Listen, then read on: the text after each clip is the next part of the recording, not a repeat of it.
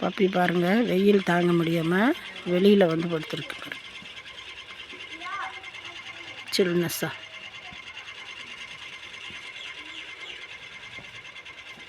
மண்ணில் இருக்கிற ஈரப்பதம் அவங்களுக்கு நல்லா இருக்குது.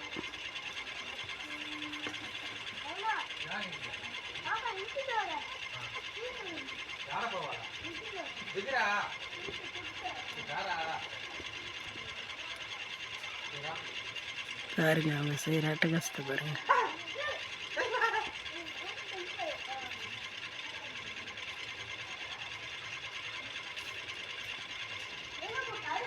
பப்பி அமைதியாக படுத்துருக்கு பாருங்க. இவங்க என்ன அட்டகாசம் பண்ணாலும் பண்ணிகிட்டே இருங்கன்ட்டு.